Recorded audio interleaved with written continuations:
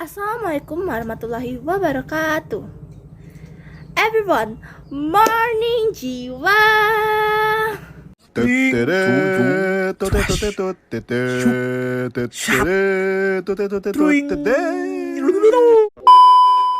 today, I'm reading the two graphics that show a global slowdown COVID-19 virus.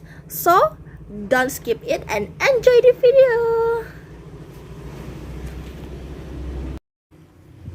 Almost as soon as the COVID-19 pandemic began, graphic and many other visualizations charting the rise of the virus started to multiply. Many show the cumulative number of the deaths attributed to the virus. This number, of course, will always rise, but will also eventually plateau.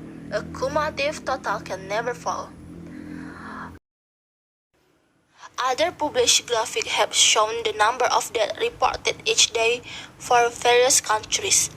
These are more useful, but the reader is still left trying to discern the extent to which the rise from one day to the next is larger or smaller. The graphic below is dividend. It shows both the number of deaths each day and the rate of change in that number. Most importantly, it uses smooth data, a moving average from the day before to the day after each death shown. This method of showing change is explored in my forthcoming book, which I worked on with illustrator Kristen McCullough, who turned my crude Excel graphic into clearer visual.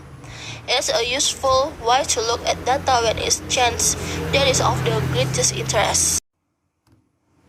The first graphic shows the rise in mortality in 7 countries up until Thursday, 2 April 2020.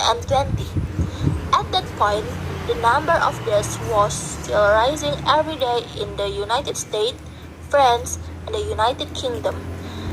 The increase in the mortality had begun to slow in Spain and Italy. Germany and China were reporting for lower numbers of deaths.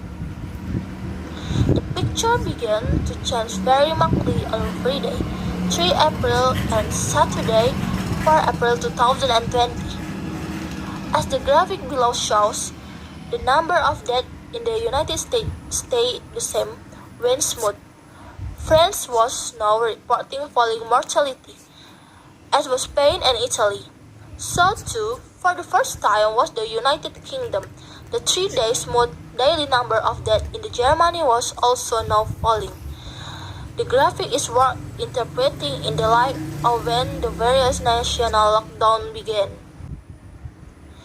It is worth emphasizing that both graphics above shows a smooth estimate of the number of deaths occurring on each day.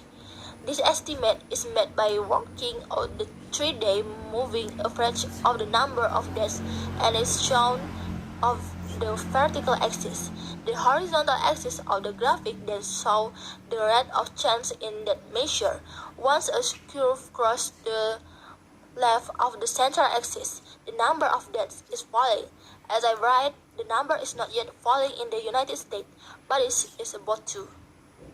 When the graphic was drawn just 2 days earlier, the picture it showed was less optimistic for France and the United States, although even by April 2, it was evident that they too were swinging leftwards.